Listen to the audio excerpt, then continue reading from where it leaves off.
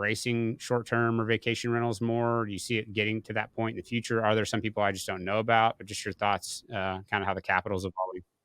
It's a great question. I was at a real estate conference, a couple weeks back, and um, the space was at the conference was mostly taken up by some of the bigger institutional players, some of the legacy capital, right?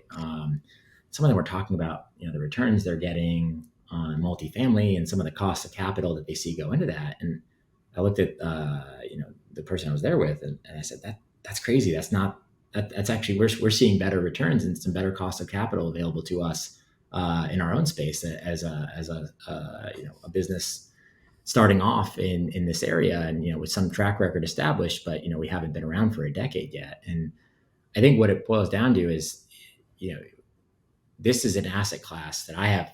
Clearly, I'm biased, but I have a lot of conviction in, and I think it unites our investors, the ones that have backed our business, that there aren't as many opportunities out there in real estate right now.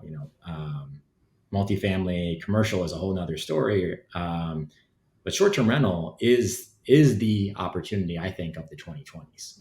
This is the decade where you will see the institutionalization happen. By the end of the decade, by 2030, these bigger institutional players will have woken up to the opportunity that's in front of them right now. I think it's just on folks like myself and other people in the space to come in and really work out the kinks, so to speak, and make businesses that make sense for institutional capital. Because, and this well, Max, as well, different sources of capital have different return profiles and goals that they want to see with that investment. And I think in real estate and private equity and some of these bigger institutional players, they are a little more risk averse. And the last couple of years in venture land hasn't helped any of that, as you've seen sort of capital in, capital out, massive valuations, massive down rounds, things like that, companies going out of business. And I think what those folks care about on the institutional side and the private equity side is consistent, net operating incomes, consistent returns. Can you do this at scale? Can you do this in multiple markets, right? Can you look like what we're used to underwriting and seeing?